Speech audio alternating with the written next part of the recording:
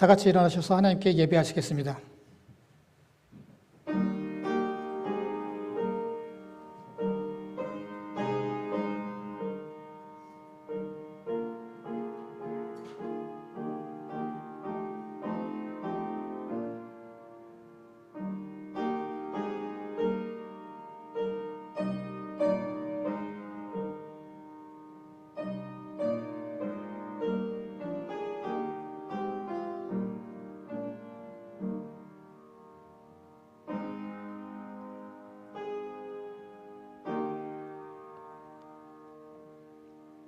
고맙습니다. 주님, 이 아침에 저희들 건강하게 깨워주시고 주님께서 불러주셔서 주님 전에 모여서 한마음 뜻으로 주님께 예배하게 하시니 감사합니다.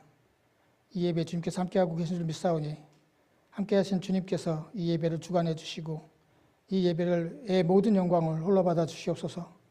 예배에 참여하여 함께 예배드리는 당신의 성도들, 이 예배를 통해서 주님 한 사람 한 사람 축복해 주시옵소서. 예수님의 이름으로 기도드렸습니다. 아멘. 찬송가 64장입니다.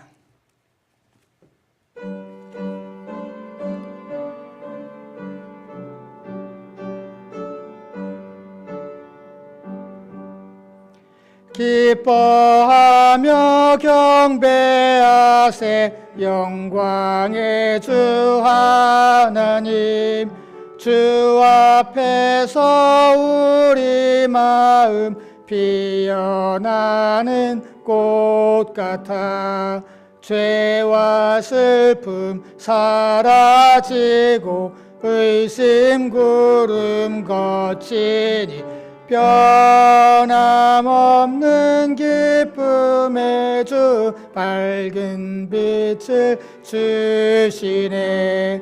땅과 하늘 만물들이 주의 솜씨 빛내고 별과 천사 노랫소리 끊임없이 드높아 물과 숲과 산과 골짜 들판이나 바다나 모든 만물 주의 사랑 기뻐 찬양하여라.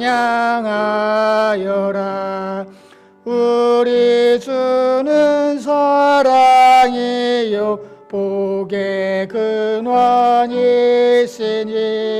삶이 기쁜 샘이 되어 바다처럼 넘치네.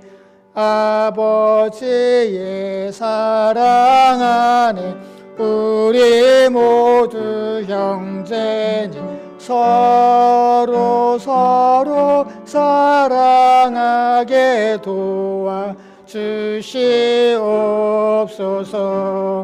새벽별의 노래 따라 힘찬 찬송 부르니 주의 사랑 줄이 되어 한맘 되게 하시네. 노래하며 행진하여 싸움에서 이기고 승전가를 높이 불러 주께 영광 돌리세. 아멘.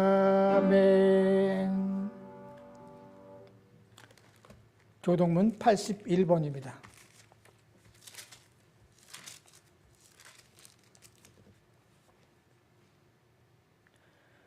그러므로 주 안에서 갇힌 내가 너희를 권하노니 모든 겸손과 온유로 하고 오래 참음으로 사랑 가운데서 서로 용납하고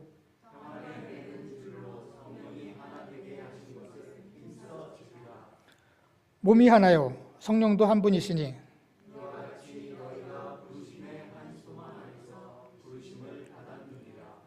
주도 한 분이시요 믿음도 하나요 세례도 하나요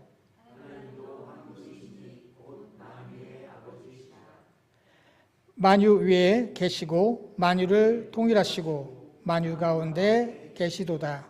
아멘. 다 같이 사도신경으로 우리의 신앙을 하나님께 고백드리겠습니다. 나는 전능하신 아버지 하나님 천지의 창조주를 믿습니다. 나는 그의 유일하신 아들 우리 주 예수 그리스도를 믿습니다. 그는 성령으로 잉태되어 동정녀 마리아에게서 나시고 본디오 빌라도에게 고난을 받아 십자가에 못 박혀 죽으시고 장사된 지 사흘 만에 죽은 자 가운데서 다시 살아나셨으며 하늘에 오르시어 전능하신 아버지 하나님 우편에 앉아 계시다가 거기로부터 살아있는 자와 죽은 자를 심판하러 오십니다. 나는 성령을 믿으며 거룩한 공교회와 성도의 교제와 죄를 용서받는 것과 몸의 부활과 영생을 믿습니다. 아멘. 자리에 앉아주시기 바랍니다. 이 시간은 지난 한 주간 동안 지었던 우리의 죄를 회개하고 우리의 기도의 제목을 알리는 귀한 시간입니다. 우리 각자 하나님께 기도하시겠습니다.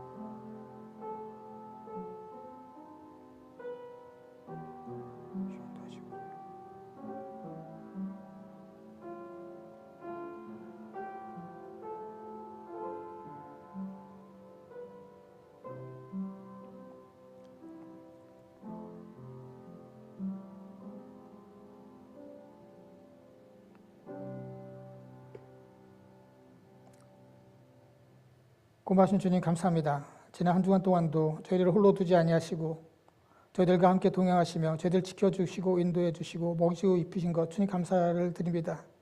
저희들 주님의 한없는 은혜 가운데 지난 한 주간 동안도 살았는데 저희들 그 주님의 크신 은혜를 깨닫지 못하고 그 은혜에 합당하지 못했던 우리들의 죄악된 모습을 이 시간 예배를 통해서 깨닫고 주님 앞에 회개의 기도를 드렸습니다.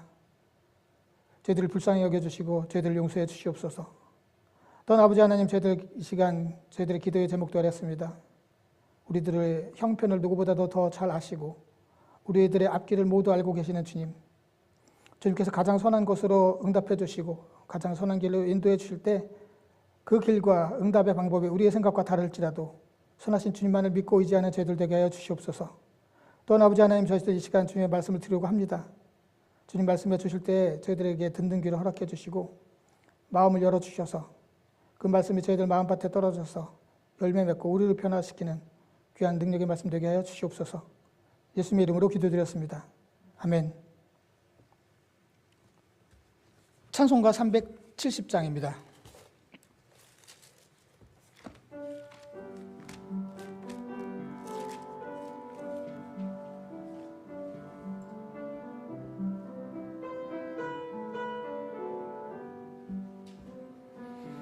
주 안에 있는 나에게 딴 근심이 있으랴. 십자가 밑에 나가 내 짐을 풀었네. 주님을 찬송하면서 할렐루야 할렐루야. 내 알 길 멀고 험해도 나 주님만 따라가리. 그 두려움 숨이 변하여 내 기도 되었고 전날의 한숨 변하여 내 노래 되었네. 주님을 찬송하면서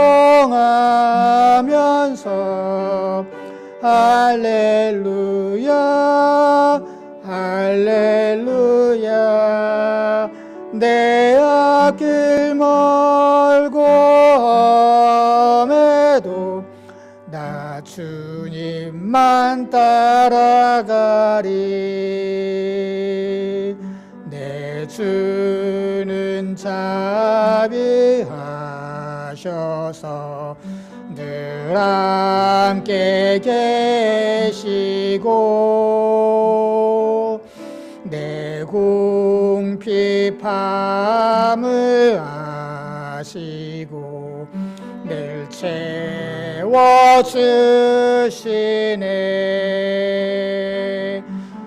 주님을 찬송하면서 할렐루야 할렐루야 내 앞길 멀고 험해도 나 주님만 따라가리.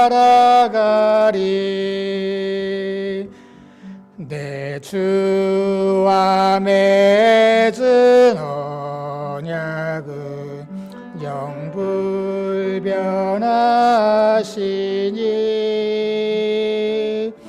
그 나라 가기까지는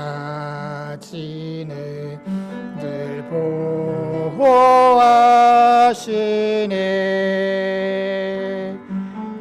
주님을 찬송하면서 할렐루야 할렐루야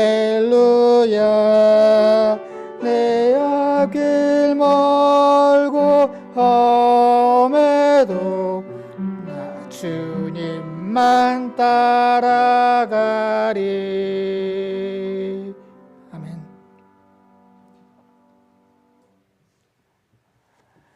하나님 말씀 보시겠습니다. 하나님 말씀은 빌립보서 2장 12절서부터 16절에 있는 말씀입니다. 빌립보서 2장 12절서부터 16절까지 다 같이 일어나셔서 저와 여러분이 오늘 말씀이 짧기 때문에 함께 봉독하겠습니다. 그러므로 나의 사랑하는 자들아 너희가 나 있을 때뿐 아니라 더욱 지금 나 없을 때에도 항상 복종하여 두렵고 떨림으로 너희 구원을 이루라. 너희 안에서 행하시는 이는 하나님이시니 자기의 기쁘신 뜻을 위하여 너희에게 소원을 두고 행하게 하시나니 모든 일을 원망과 시비가 없이 하라.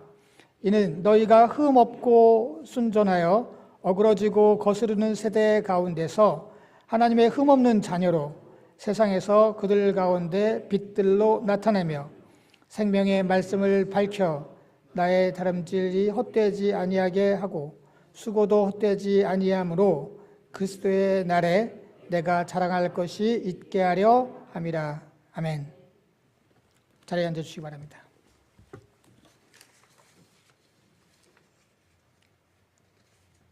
함께 예배하시는 모든 분들을 주님의 이름으로 환영하고 축복합니다. 저희들 지난주에 골로새서에 있는 말씀을 통해서 주 안에서 뿌리를 내리고 세우라는 말씀을 함께 나눴습니다. 이 골로새 교회를 뿐만이 아니라 바울은 이방 지역의 교회를 세우는데요. 그 이방 지역의 복음이 전파될 때 그 복음만 쏙 담아서 교회가 세워진 교회의 그 사람들이 믿은 게 아니라 그 당시 그 지역에 있었던 이방의 토착 이교 신앙들이 함께 뒤섞여 버렸었어요. 그래서 교회가 어려웠죠.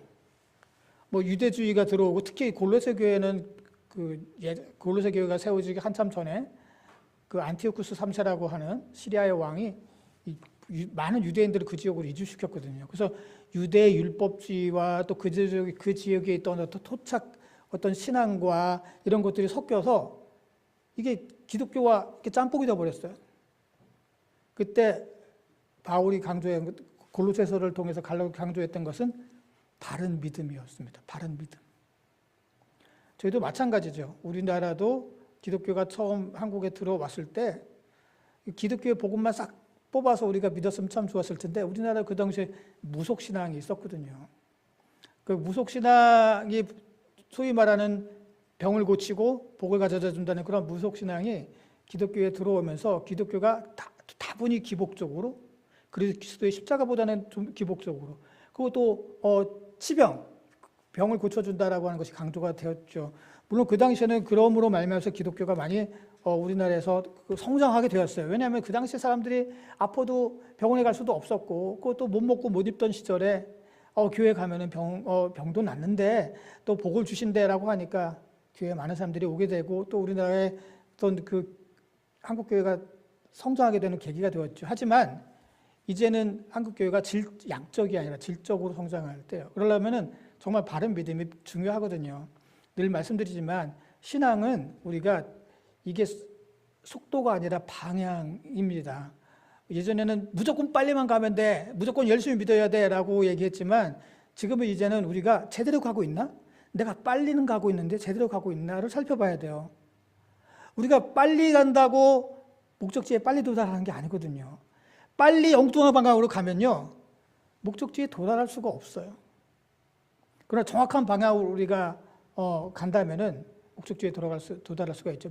우리의 목적지는 어디입니까? 하나님 나라예요.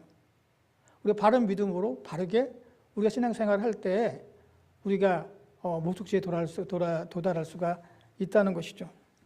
그래서 바울은 그 골로새 교회에게 그렇게 얘기했죠. 주 안에서 뿌리를 내고 세워라 라고 말씀하고 있습니다. 복음 위에 성장하고 성숙해야 된다는 거죠. 바른 복음 위에 우리가 믿음이 점점점 성장하고 성숙해야 된다. 근데 이게 저절로 되는 게 아니거든요. 내가 가만히 누워있으면 저절로 성숙하고 내 믿음이 성장하냐? 그렇지 않아요.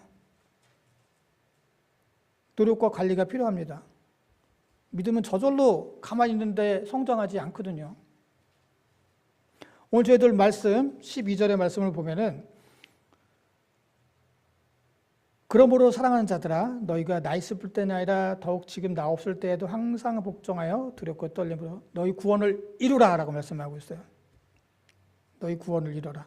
자, 너희 구원을 이루라 라고 하니까 이게 몇 가지의 질문이 생겨요. 첫 번째, 구원을 내가 이루는 건가? 내가 이루고 싶으면 구원은 내가 이루어지는 건가? 이게 하나님의 사역 아니야? 라고 하는 그런 것이고요. 또 하나 구원을 이루라고 하니까 구원은 구원을 이미 받은 건가? 아니면 앞으로 우리가 미래에 이루어져야 되는 걸까? 라고 하는 그런 질문도 생기게 됩니다. 여기에 대한 아주 정확한 답을 역시 바울은 에베소서를 통해서 말씀하고 있죠. 에베소서 2장 8절. 자, 에베소서 2장은 그리스도를 통해서 사망에서 생명으로 옮겨졌다는 주제로 에베소서 2장을 말씀하고 있어요. 그러면서 이런 말씀해요. 너희는 그 은혜에 의하여 믿음으로 말미암아 구원을 받았으니 이것은 너희에게서 난 것이 아니요 하나님의 선물이라. 뭐라고요?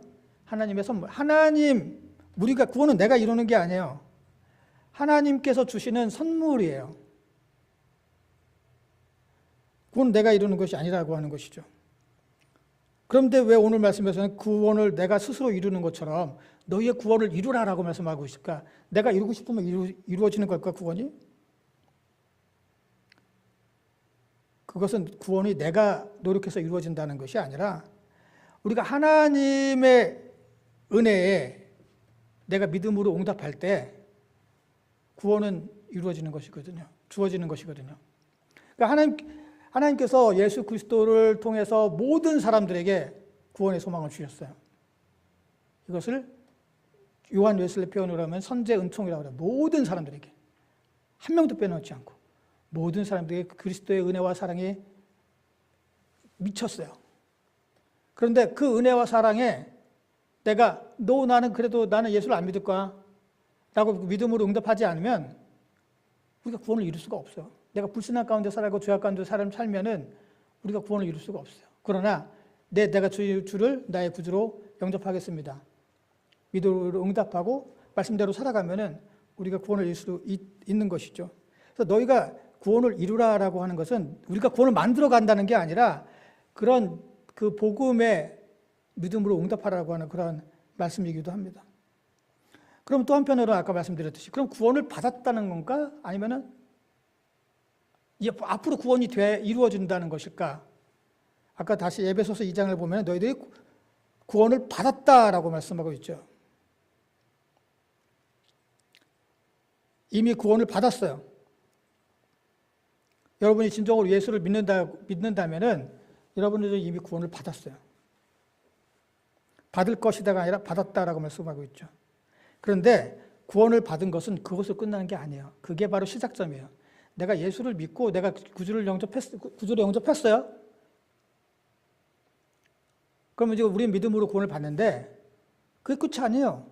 이제 믿음 생활의 시작인 거예요. 우리가 말씀드렸듯이 구원을 이루어 나가면서 성장해 나가야 되는 거예요. 뿌리를 받고 그러고서 믿음으로 성장해 나가야 된다는 것이죠. 우리가 믿음으로 구원을 받았고 그 구원은 결론이 아니라 이제 시작이에요. 그래서 예수님께서도 어때요? 제자들을 부르시고 난 다음에 산상수훈을 하시죠. 마태복음 5장서부터 8장까지. 산에 올라가서 1호 교인이잖아요. 이제 처음 1호 교인이 됐어요. 제자들이. 크리스천이 된 거예요. 그전에는 이 사람들 다 유대교인이었어요. 크리스천 데려다가 뭐래요? 주기도문 가르치시고, 그리고 말씀으로 바탕 위에 살아라. 뭐 여러 가지 가르침의 말씀을 해주신단 말이죠. 이미 그들은 예수를 따르기로 작정했고, 그러면 너희들 다 믿었으니까 구원 받았어. 끝! 아무렇게나 살아. 라고 말씀하신 게 아니에요. 너희들이 구원 받은 자들로서 어떻게 살아가야 되는가가 중요하다는 것이죠.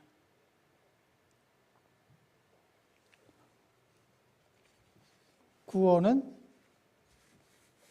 우리가 받았는데 그것으로 끝난 것이 아니라 우리가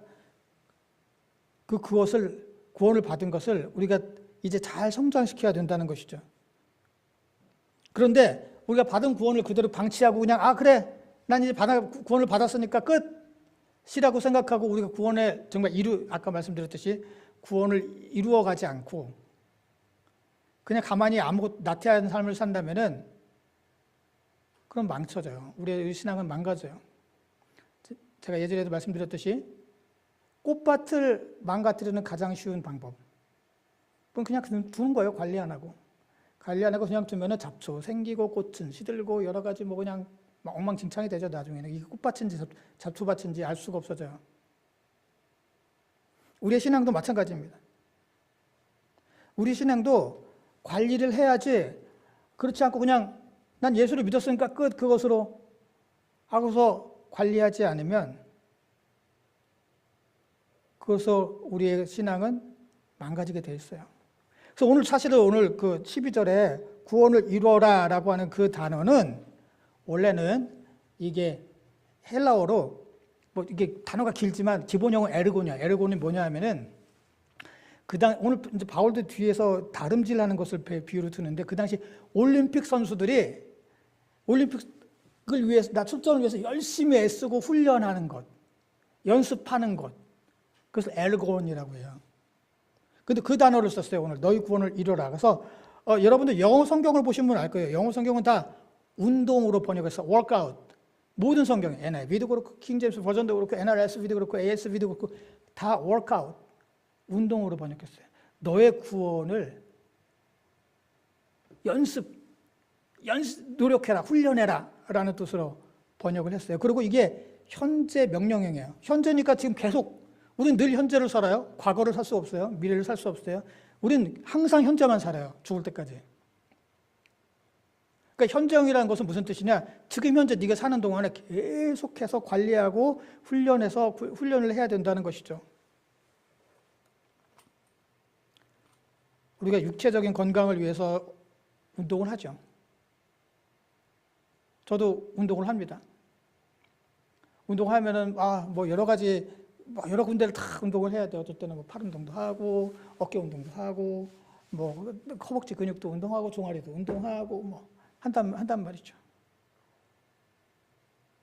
우리가 그런데 육체적인 운동은 건강관리를 위해서 하면서 영적인 운동은 얼마나 하고 있을까? 나의 영적인 건강을 위해서, 영적인 성숙을 위해서 난 얼마나 관리하고 연습하고 노력하고 있을까? 육체적인 건강은 시간을 내서 운동을 하고 조금이라도 이상이 있으면 약을 먹고 검진을 받고 막 이랬단 말이죠. 그런데 우리는 우리의 육체의 건강에, 영혼의 건강에 대해서 얼마나 관리하고 신경 쓰고 애쓰고 있을까? 만약에 그것을 관심 없이 그냥 방치하면은 난 예수 믿었으니까 그것은 끝이야. 그냥 교회만 나가서 예배만 드리면 돼. 아니면 그 나가는 것도 귀찮으면 그냥 집에서 그냥 혼자 예배 드리지 뭐. 라면서 그렇게 살아간다면 결국은 우리의 그 영혼은 꽃밭처럼 망가지게 되어 있다는 거죠. 그렇다면은 이제 그래 우리가 그러면 그 구원을 이루는데 이 구원을 이루는 것이 연습하고 훈련하고 관리하고 한다라고 한다면 어떻게 연습하고 관리하지? 우리의 육체는 뭐 무거운 거 뭐 바벨 들고 엿기 들고 뭐 아니면 앉아 쪼그려 앉았다 일어나게 하고 뭐 이런 식으로 해서 훈련을 하는데 우리 뭐 구원은 위해서 어떻게 하는 게 관리하는 거지? 오늘 보니까 뭐라고요? 항상 복종하여서 너희 구원을 이루라라고 말씀하죠. 항상 복종하여서 복종이라고 말씀하고 있죠. 그런데 이게 문제가 있어요. 사실은 번역하는데 왜냐하면은 누구한테 복종하는 것이지? 라고 하는 그 문제가 있어요. 왜냐하면 원어에 보면은 누구에게 복종하라는 말씀이 없어요. 그냥 복종해라. 뭐에 복종하는 거야 도대체? 라고 하는 질문이 생기는 거예요. 물론 큰 문제는 아니지만 우리가 오해가 생길 수 있으니까 한 가지 말씀을 드리자면은 영어 성경 NRSV는 바울에게 번역하는 것, 그러니까 바울에게 복종하는 것으로 번역을 했어요. 그래서 as you have always obeyed me 이렇게 번역했거든요. 바울이 네가 나에게 복종했던 것처럼 복종해라 이렇게 번역을 했어요. 그런데 사실 모든 주석가들은 왜 바울이 NRSV는 그렇게 번역을 했는지 모르겠지만 모든 학자나 번역가들은 그렇게 생각하고 있지 않아요. 하나님께 복종하는 것으로 번역을 하고 있습니다. 하나님께 복종. 더군다나 이 복종이라고 하는 단어, 이거 원래 휘파쿠오라고 하는 헬라어인데 이거는 예수님께서 죽기까지 복종하신 그 복종을 의미하는 단어예요. 바로 오늘 저희들 2장 12절서부터 읽었지만 바로 위에 2장 8절에 똑같은 단어가 나와요. 빌립보서 2장 8절. 예수님의 말씀에 관해서 말씀하고 있는 거죠. 우리가 지난번에 그 삼위일체론 하면서 이거 말씀드렸어요. 이미 말씀을 읽었어요. 사람의 모양으로 나타나서 자기를 낮추시고 죽기까지 복종하셨으니 예수 그리스도의 그 복종, 십자가의 복종을 의미하는 단어가 똑같이 오늘 저희들 12절에도 나와 있다라고 하는 것이죠. 그래서 예수 그리스도가 하나님께 죽기까지 복종하셨던 것처럼 우리들도 그런 복종을 해야 된다라고 말씀하고 있어요.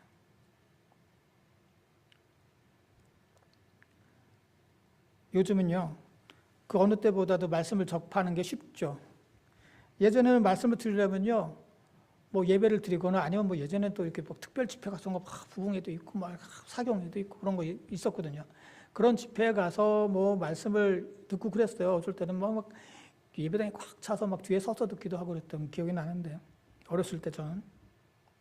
근데 그러고 난 다음에 조금 이제 과학 테크놀로지가 발전을 하면서 이제는 뭐 카세트 테이프나 아니면 CD 같은 거로 이제 말씀을 또 듣게 되기도 했죠.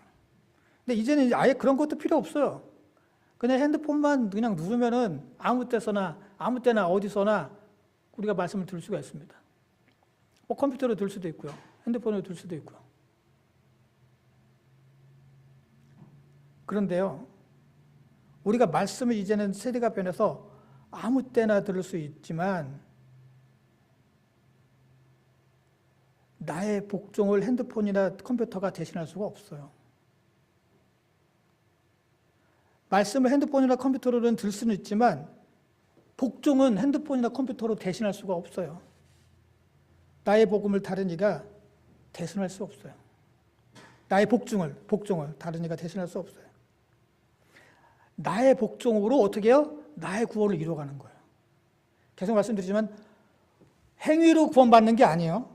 복종을 때문에 구원받는 게 아니에요. 근데 구원받은 자들은 복종할 수밖에 없어요. 순종할 수밖에 없어요.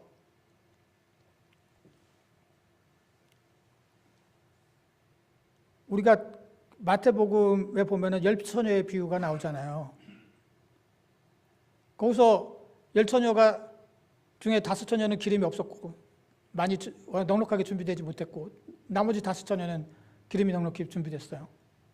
그래서 나머지 5처녀가 신랑이 올 때가 다 됐는데 기름이 떨어졌어요. 기름 사러 가죠, 마을로. 근데 그 여인들이 가기 전에 얘기를 하잖아요. 우리 기름이 떨어졌으니까 제발 좀 나눠달라, 기름을. 근데 그 나머지 기름을 넉넉하게 갖고 있던 처녀들이 싫다고 그래요. 안 된다고. 그 말씀 저는 어렸을 때 너무 이해가 안 갔어요. 어렸을 때 아니 그리스도인들은 우리 어렸을 때 맛있는 건 나눠 먹으라고 그랬거든요. 좋은 건 나누라고. 그럼 나눠주면 안 되나 그게? 나눠주면 되지. 그걸 왜 안 나눠줘? 저렇게 이기적인 사람들이 있나? 자기를 희생해서라도 남을 살려야 되는 게 그리스도인 아닌가? 저런 사람들이 무슨 신랑 잔치라고 하는 것은 천국을 의미하는데, 자기 그렇게 이기적인 사람들이 남한테 나누지도 않고 이기적인 사람들이 무슨 천국을 가? 라는 생각을 제가 했어요. 그래서 참 이 말씀을 이해가 안 간다라고 생각을 했는데 그 말씀이 무슨 뜻인지 깨닫고 난다면 그 말씀이 정말 맞다고 그러죠. 왜냐, 기름이라고 하는 것은 뭐예요? 나의 신앙이에요. 나의 복종이에요. 내가 복종한다고 내 옆에 사람이 구원받는 게 아니에요. 내가 열심히 믿는다고 내 옆에 사람이 구원받는 게 아니에요. 그건 나눌 수가 없는 거예요.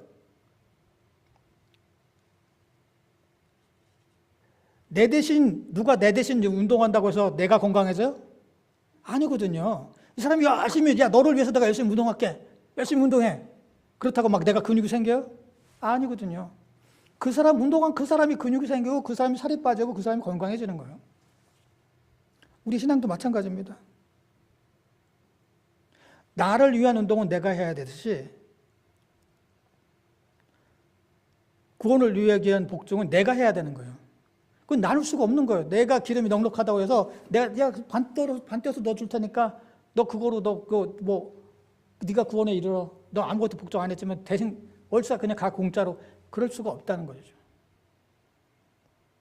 항상 복종해서 너의 구원을 우리가 관리하는 거예요. 우리의 영혼의 관리는 복종을 통해서 하나님께 복종함으로 말미암아서 영혼의 관리를 해야 된다. 자, 그런데 이게 그렇게 나면은 이제 오케이, 구원의 연습을 해야 되는구나. 영혼의 관리를 해야 되는구나.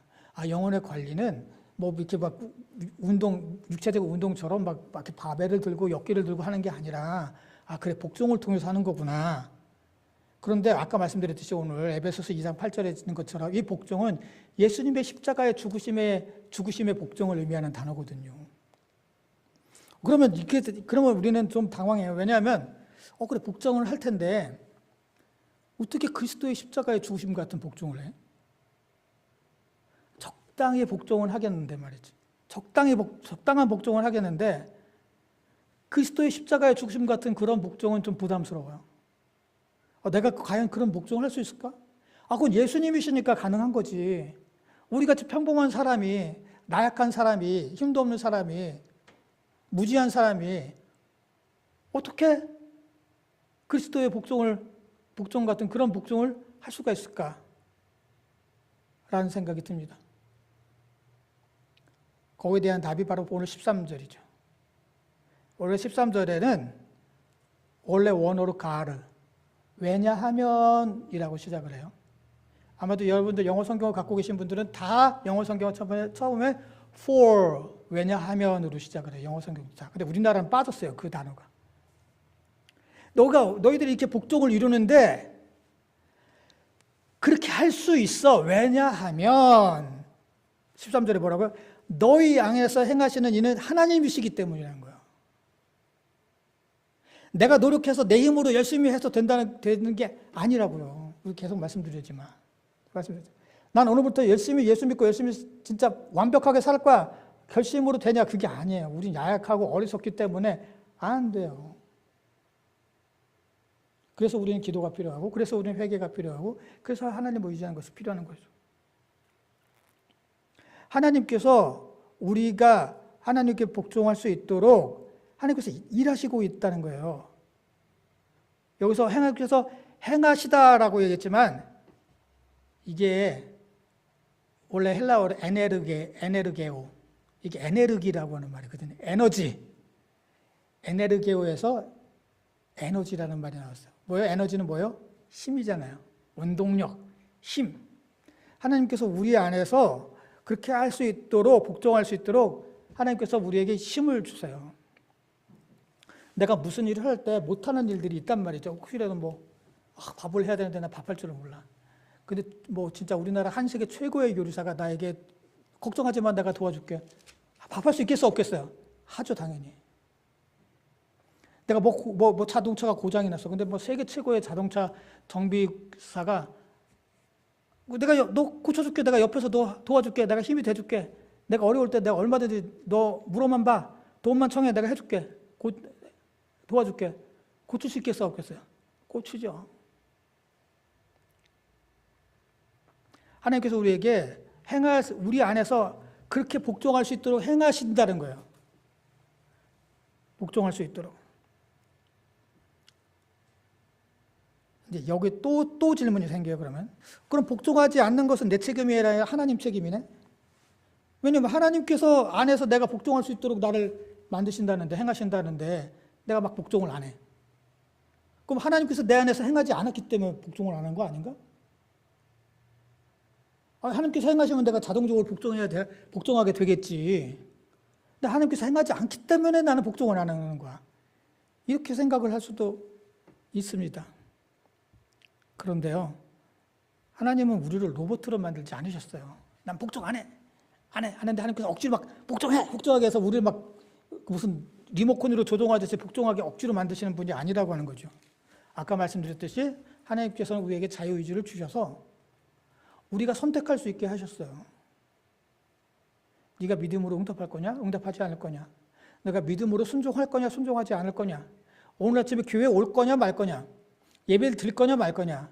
예배를 전심으로 드릴 거냐? 아니면 건성으로 드릴 거냐? 우리 매 순간의 선택하며 살아갑니다. 그 하나님은 우리를 억지로 그렇게 시키지 않으세요. 로봇가 아니기 때문이에요.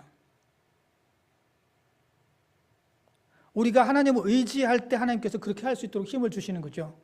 그렇지 않으면 내 마음대로 행하고 하나님을 의지하지 않으면 하나님께서는 그냥 놔두세요. 그리고 그 책임을 누가 진다? 우리가 지는 거예요. 출애굽기 7장 13절. 자, 모세가 하나님의 부르심을 받고 이제 이스라엘을 구원해라 라고 해서 가죠. 하나님께서 야, 지팡이를 들어서 던져라. 그럼 뱀으로 확 바뀌어요.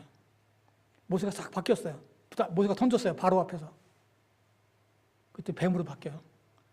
그때 바로 옆에 있던 요술사들도 그거 우리도 할 수 있지. 슉 던지니까 그들의 지팡이도 뱀으로 바뀌었죠. 그때 바로가 어떻다고요?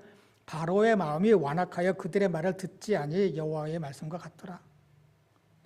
하나님께서는 왜 바로의 마음이 완악해서 말을 안 듣도록 만들어 그냥 두셨을까? 바로의 마음을 막 움직이시지? 그럼 막 10가지 재앙 이런 거 필요 없잖아. 홍해를 건너고 이런 거 필요 없잖아. 그럼 하나님께서 바로의 마음을 그냥 움직여서 그냥 바로가 하나님 말씀에 순종하게 만들어 버리면, 복종하게 만들어 버리면 아무도 어려운 것도 없이 편하잖아요. 근데 그게 아니라니까요. 우리의 마음이 완악하고 우리가 하나님께 복종하지 않기로 결심하고 그래서 하나님을 의지하지 않고 그러면은 하나님께서는 그냥 그대로 두세요. 그리고 그 책임은 누가 져요? 우리가 지는 거예요. 바로가 완악해서 결국은 어떻게 돼요? 10가지 재앙을 당하고 결국은 홍해에 쫓아가서 수많은 사람들이 죽고 하는 거죠.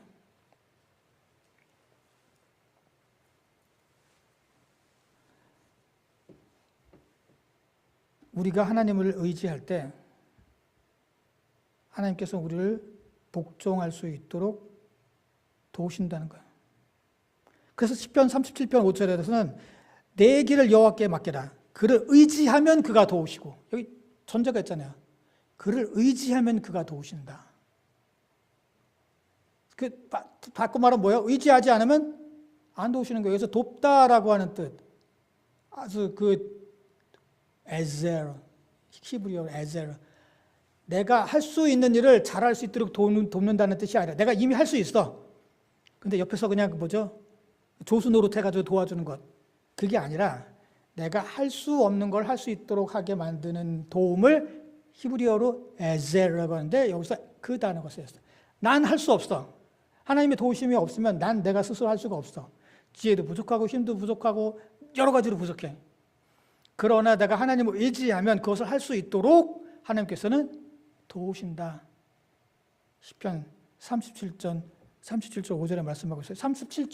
시편 37절은 대표적인 지혜시예요. 지혜시라고 하는 것은 우리가 신앙 안에서 이 땅의 삶을 어떻게 살아갈 수 있을까라고 하는 것을 가르쳐주는 게 지혜시 혹은 지혜서라고 해요. 잠언, 전도서, 욥기, 그리고 시편의 지혜들.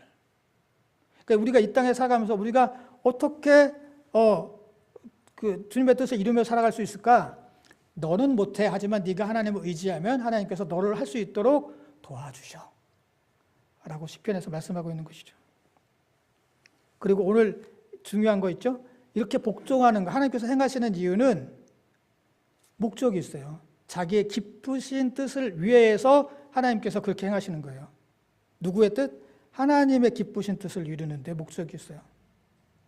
그러니까 우리가 겉으로는 복종하는 것 같지만 그 목적이 나만의 기쁨을 위한 것이라면 혹은 나의 만족을 위한 것이라면 그건 진정한 복종이 아니에요. 내가 하나님께 복종해서 여러 가지 헌신도 하고 봉사를 하고 그런 가운데 사람들에게 인정받고 사람들에게 칭찬을 받는 건 참 좋은 일이죠. 그런데 목적이 처음부터 사람들에게 자랑하고 인정받고 그래서 내 어깨가 으쓱으쓱하고 하는 그것을 목적으로 복종하는 것처럼 한다면 그것은 진정한 복종이 아니라고 하는 거죠. 쟤는 내가 노래를 얼마나 잘하는지 내가 사람들에게 인정받겠어. 내가 악기를 얼마나 잘 다루는지 내가 사람들에게 인정받겠어. 내가 기도를 얼마나 유창하게 잘하는지 내가 사람들에게 인정받겠어. 라고 하면서 기도를 사람들에게 대표 기도를 하고 찬양을 하고 악기를 다루고 하여튼 여러 가지 다. 내가 얼마나 뭔가를 잘하는지 혹은 내가 얼마나 많이 아는지 혹은 내가 얼마나 재력이 많은지 많이 배우는지 그렇게 사람들에게 인정받는 것을 목적으로 한다면 겉으로 보기에는 저 사람 교회 나와서 열심히 하니까 복종 같아. 그러나 그건 진정한 복종이 아니에요. 하나님의 기쁘신 뜻을 이루려는 건 목적이 아니라 자기 만족 혹은 자기가 인정받기 위해서 자기가 얼마나 훌륭한 건지 아닌 건지 모르겠지만 난 사람인지 보이기 위해서라고 한다면 진정한 복종이 아니라는 거죠. 복종이 아니라는 거죠. 우리가 정말 하나님의 기쁘신 뜻을 위해서 작은 것이라도 전심을 다해서 순종한다면 그것을 통해서 우리의 구원은 이루어지고 있는 것이에요. 우리가 정말로 하나님께 우리가 복종할 때 그래서 제일 먼저 생각해야 되는 게 그거예요. 내가 지금 이걸 하려고 하는데 이것이 누구의 유익을 위한 것인가? 누구의 뜻을 이루기 위한 것인가를 먼저 생각해 보면은 내가 지금 하고 있는 이 일들이 하나님을 향한 복종이구나 혹은 아니구나를 우리가 알 수가 있는 것이죠.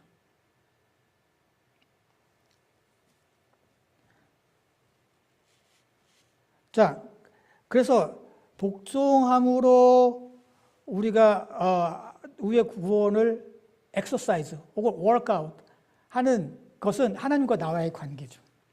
그럼 크리스천들이 이 세상에서는 어떤 관계해야 되냐? 오늘 15절 말씀.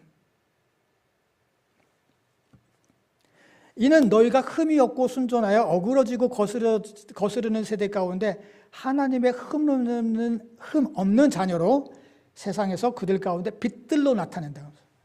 자, 우리가 세상에서는 세상의 빛들로 살아가는 자여야 된다라고 하는 것이죠. 복종함으로 구원을 이루는 삶은 하나님과의 관계된 말씀이지만 이 복종하면서 구원을 이루는 그 자는 세상 안에서는 빛이 되는 삶을 살아야 된다는 것이죠. 우리 세상의 빛이다라고 하는 말씀은 성경에 많이 나와요. 특별히 예수님께서 마태복음 5장에서 말씀하고 계시죠.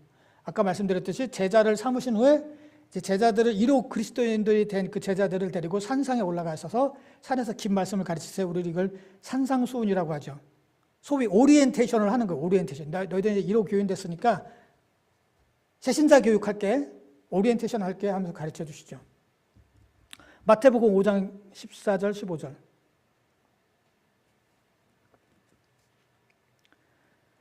너희는 누구예요? 지금 제자들이에요. 무리들이 아니에요. 예수를 안 믿는 사람들 전체를 말씀하고 있는 게 아니에요. 지금 제자들만 따로 삼아서 지금 제자들을 데리고 산에 올라가신 거예요.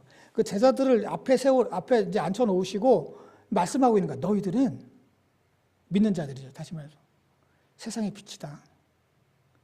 산 위에 있는 동네가 숨겨지지 못할 것이요. 사람이 등불을 켜서 말 아래 두지 아니하고 등경 위에 두나니 그러므로 집안 모든 사람에게 비친다.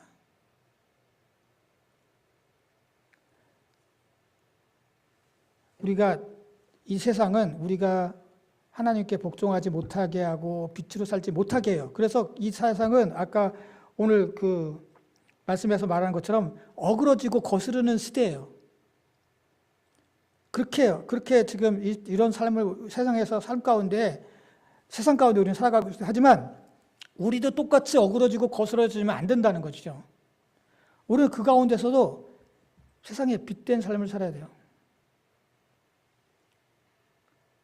그래서 중요한 건요, 너희들은 세상에 빛이 되어라라고 말씀하지 않았어요. 이미 빛이다라고 말씀하고 있어요. 내가 빛처럼 살아서 빛이 되는 게 아니에요. 예수를 믿는 자들은 세상의 빛이에요. 그리고 그 빛은 빛나기 마련이에요. 그래서 오늘 아까 말씀드려보면 언덕 위에 집이 있는데 그걸 어떻게 감추냐. 멀리서도 다 보이지. 산 위에 있는 동네가 다 보일 거 아니냐. 세상의 빛도 아무리 세상이 어두워질수록 너희들의 빛, 그리스도의 그들의 자녀라면은 너희들의 그 빛이 보일 수밖에 없다.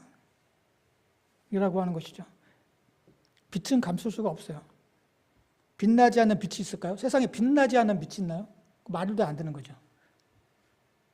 빛나지 않는 빛은 없듯이 세상의 빛은 빛이 날 수밖에 없어요. 그런데 오늘 뭐라고 말씀하시냐면은 그 빛나지 않은 빛은 있지만 그 세상에 그 빛을 감출 수는 있어요. 가둘 수는 있어요. 아까 그 마태복음 5장 14절, 15절 말씀으로 돌아가면 뭐라고요?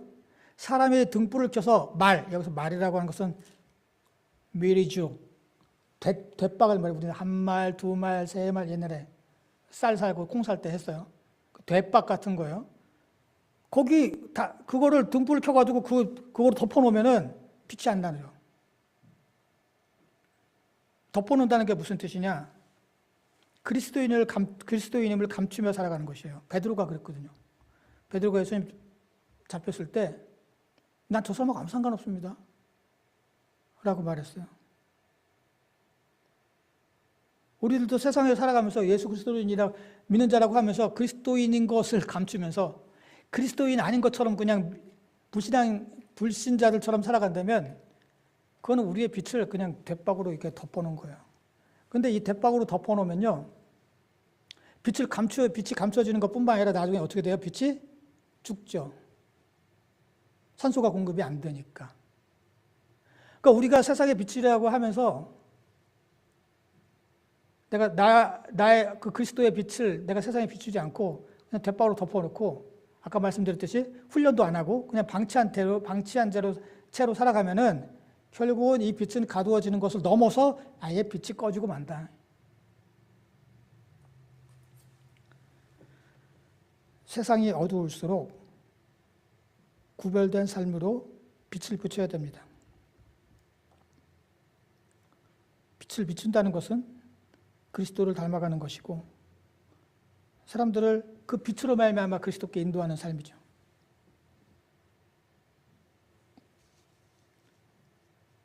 그것이 바로 우리의 구원을 이루는 삶이고 이 땅에서 살아가는 빛된 삶입니다.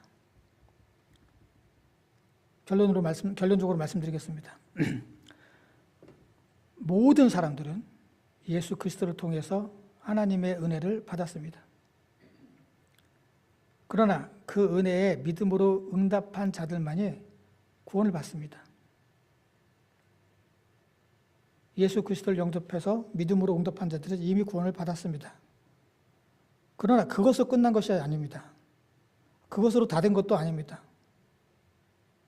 우리가 예수 그리스도를 믿음으로 영접한 것은 끝이 아니라 시작입니다. 우리가 우리의 믿음을 그대로 방치하면 우리의 믿음도 망가지고 맙니다. 그래서 구원을 이루는 관리가 필요합니다. 마치 육체의 건강을 위해 관리가 필요하듯이 우리의 영혼의 건강을 위해서 관리가 필요합니다. 어떻게 영적인 관리를 해야 될까요? 오늘 말씀은 그리스도를 닮은 복종으로 할 수 있다고 말씀하고 있습니다. 항상 전적인 복종을 의미하는 것이죠. 하나님께서는 우리가 하나님을 의지할 때 그렇게 복종할 수 있도록 우리를 도우시고 우리 안에서 일하시고 우리에게 힘을 주십니다. 그리고 이렇게 하나님께 복종하며 살아가는 자들은 세상에 빛된 삶을 살아가는 자들입니다. 그리스도를 닮음으로 빛이 되고 세상 사람들을 그리스도로 인도함으로 말미암아 빛이 되어야 됩니다. 이제 구원을 방치하는 자들이 아니라 구원을 이루어 가시는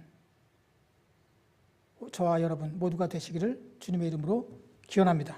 기도하시겠습니다. 고마우신 주님 감사합니다. 어떤 자들은 처음은 예수를 믿는다고 따라 나섰지만 결국은 구원을 이루지 못했던 자들도 많이 보게 됩니다. 가룟 유다가 처음에는 그리스도의 제자가 되겠다고 그리스도를 따랐지만 결국은 그는 구원을 이루지 못했습니다. 지금 저희들은 과연 어떤 삶을 살아가고 있습니까? 주님께서 주신 그 구원의 소망을 붙잡고 이미 받은 구원을 관리하며 영적으로 건강한 삶을 살아가고 있는지 아니면은 그저 건성으로 그것을 망치고 있는지 우리들 되돌아보게 하시니 감사합니다. 주님께 복종함으로 말미암아서 영적으로 또한 주님께서 주시는 축복으로 육적으로도 건강한 삶을 살아가는 저희 모두 되게 하여 주시옵소서. 예수님의 이름으로 기도드렸습니다. 아멘. 찬송가 442장입니다.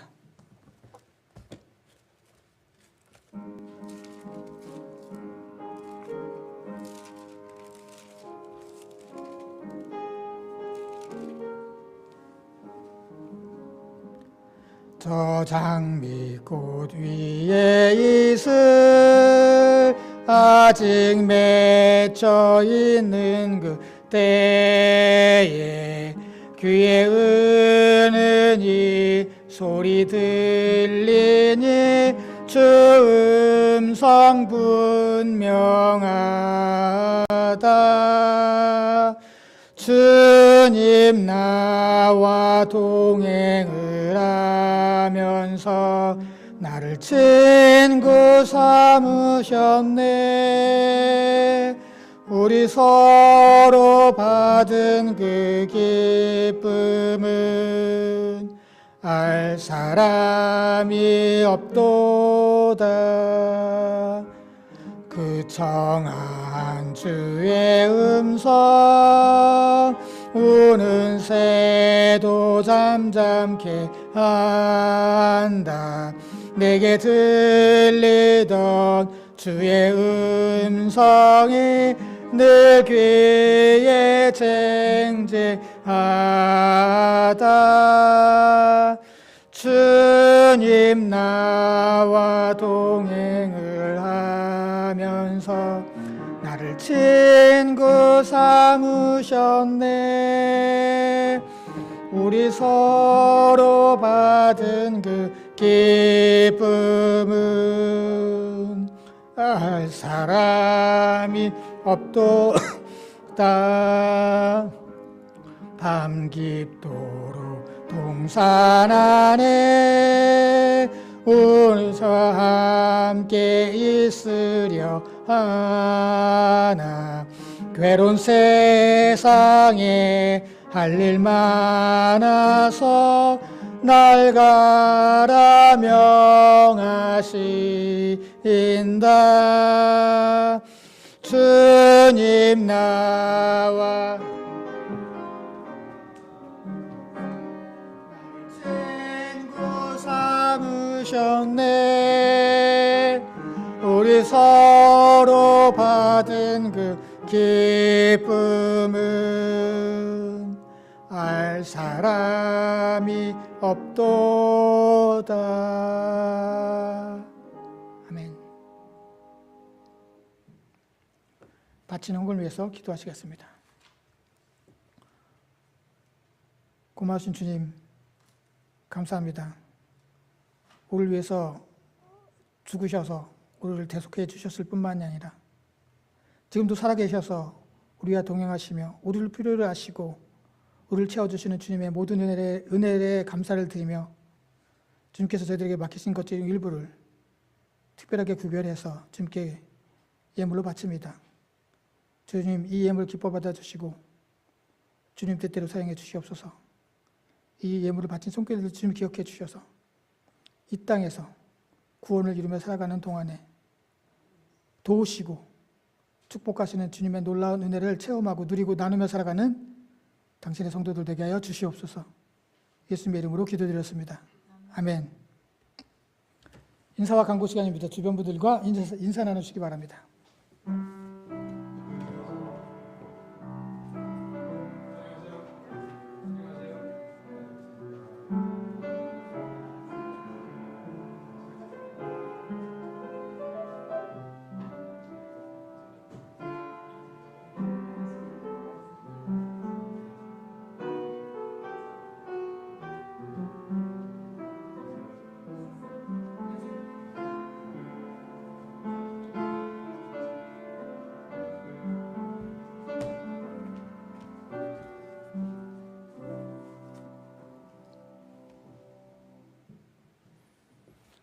예배에 참석하신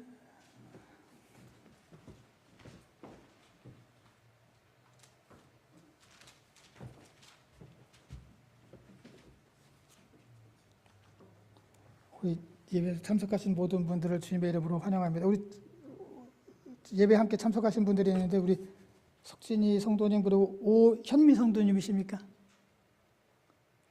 혜미, 예, 오혜미 성도님 환영합니다. 반갑습니다. 자리에 앉으시기 바랍니다. 다음 주일은 저희들 자리에 앉으시기 바랍니다. 괜찮습니다. 이제는 다음 주일은 저희들 썸머타임이 시작되는 날, 끝나는 날입니다. 썸머타임이 새벽 2시를 1시로 되돌려 주시는 거예요. 그러니까 1시간을 버는 거죠. 저희들 여러분들 요즘에는 뭐 자동적으로 시계가 컴퓨터나 아니면 뭐 여러분들 손목시계, 전자시계 갖고 계시는 분들은 바뀌어지기도 하는데요.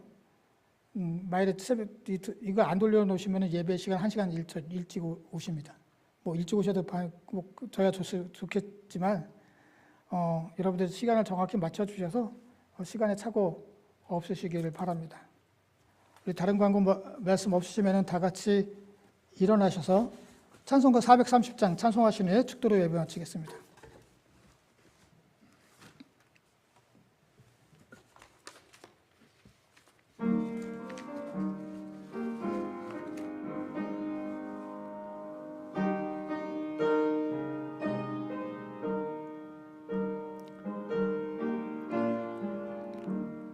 주와 같이 길 가는 것 즐거운 일 아닌가.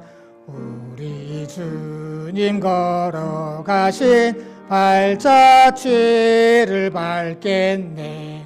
한 걸음 한 걸음 주 예수와 함께 날마다 날마다 우리 걸어가리. 어린아이 같은 우리 미련하고 약하나 주의 손에 이끌리어 생명길로 가겠네. 한 걸음 한 걸음 주 예수와 함께 날마다 날마다 우리 걸어가리. 꽃이 피는 들판이나 험한 골짜기라도 주가 인도하는 대로 주와 같이 가겠네. 한 걸음 한 걸음 주 예수와 함께 날마다 날마다 우리 걸어가리. 옛 선지자의 녹같이 우리들도 천국에 들려 올라갈 때까지 주와 같이 걷겠네. 한 걸음 한 걸음 주 예수와 함께 날마다 날마다 우리 걸어가리. 기도하시겠습니다. 지금은 우리를 위해서 십자가에 달려 돌아가신 예수 그리스도의 은혜와 이 땅에 하나밖에 없는 독생자를 우리를 위해서 보내주신 하나님의 무한하신 사랑하심과 우리를 도우시고 인도하시는 성령님의 감화 감동 역사하심이 이제 복종으로 구원을 이루며 작정하고 돌아가는 모든 성도들의 머리 위에와 그들의 가정과 생업과 그리고 이 교회 위에 영원토록 함께 하시기를 간절히 축원하옵나이다. 아멘.